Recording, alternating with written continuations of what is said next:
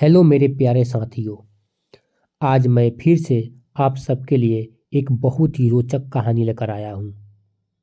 यह मकर ध्वज की कहानी हनुमान जी से जुड़ी एक रहस्यमयी और रोचक कथा है।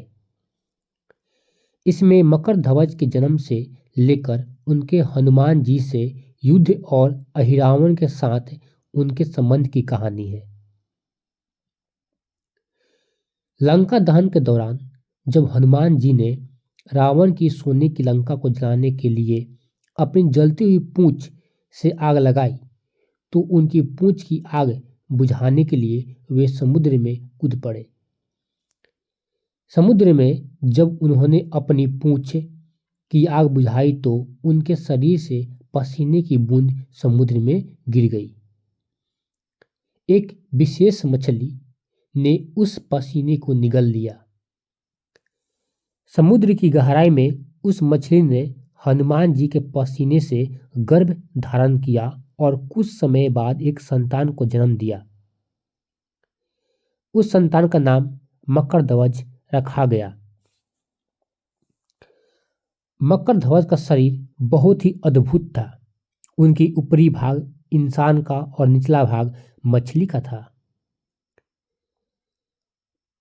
जब अहिरावण का भाई और पाताल लोक का राजा था, वह एक शक्तिशाली तांत्रिक और मायावी राक्षस था। जब मकर ध्वज बड़ा हुआ तो अहिरावण ने उसे अपनी सेना में शामिल कर लिया और पाताल लोक का द्वारपाल बना दिया। अहिरावण ने मकर ध्वज को अपना पुत्र मान लिया और उसे पाताल लोक ले गया और द्वारपाल बना दिया। मकर ध्वज वहीं पर पाताल लोक की रक्षा करने लगा। लंका युद्ध के दौरान रावण के आदेश पर अहिरावण ने भगवान राम और लक्ष्मण को छल पूर्वक बंदी बना लिया और उन्हें पाताल लोक ले गया। उसने दोनों भाइयों को बलि चढ़ाने का निश्चय किया ताकि उनकी शक्ति से और अधिक बलवान बन सके। जब हनुमान जी को राम और लक्ष्मण के पाताल लोक में होने का पता चला तो उन्होंने बचाने के लिए पाताल लोक पहुंचे। पाताल लोक के द्वार पर हनुमान जी का सामना मकर ध्वज से हुआ। मकर ध्वज ने उन्हें अंदर जाने से रोक दिया। हनुमान जी ने मकर ध्वज से पूछा, तुम कौन हो और किस अधिकार से मुझे रोक रहे हो? मकर ध्वज ने उत्तर दिया, मैं पाताल लोक का राजा मकर ध्वज हूं और यह मेरा कर्तव्य है कि मैं किसी अजनबी को अंदर न जाने दूं। इसके बाद मकर ध्वज ने हनुमान जी को अपने जन्म की कहानी सुनाई।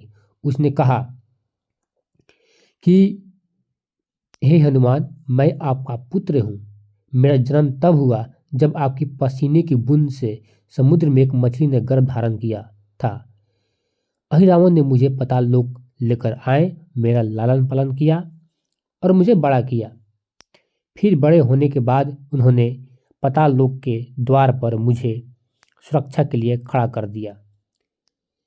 हनुमान जी ने कहा, यदि तुम मेरे पुत्र हो तो मुझे अंदर जाने दो। मैं राम और लक्ष्मण को बचाने आया हूं। लेकिन मकर ध्वज ने कहा, मैं अपने राजा और अपने कर्तव्य की प्रति निष्ठावान हूं। मैं आपको अंदर नहीं जाने दूंगा। यदि आपको जाना है तो आपको मुझसे युद्ध करना होगा। युद्ध की शुरुआत होती है। हनुमान जी और मकर ध्वज के बीच भीषण युद्ध हुआ। हनुमान जी ने अपनी शक्ति का प्रयोग करते हुए मकर ध्वज को परास्त कर दिया। मकर ध्वज को हराने के बाद हनुमान जी ने उसे बांध दिया और पाताल लोक के अंदर प्रवेश किया। वहां उन्होंने देखा कि अहिरावण राम और लक्ष्मण को बलि चढ़ाने की तैयारी कर रहा है। हनुमान जी ने अपनी चतुराई और शक्ति से अहिरावण का वध किया। अहिरावण का वध करने के लिए उन्होंने पंचमुखी हनुमान का रूप धारण किया, क्योंकि अहिरावण का जीवन 5 दीपों में छिपा हुआ था। उन 5 दीपों को एक साथ बुझाने के लिए हनुमान जी ने पंचमुखी रूप लिया। इसके बाद अहिरावण की मृत्यु हो जाती है। अहिरावण का वध करने के बाद हनुमान जी ने मकरध्वज को मुक्त किया और उसे पाताल लोक का राजा घोषित कर दिया। उन्होंने मकरध्वज को आशीर्वाद दिया और कहा कि वह न्याय और धर्म के मार्ग पर चले। तो आप लोग को यह कहानी कैसी लगी? क्योंकि यह कहानी यहीं पर समाप्त हो जाती है। यह कहानी मकरध्वज और हनुमान जी से जुड़ी हुई थी। ऐसी कहानी को सुनने के लिए हमारे चैनल को सब्सक्राइब करें।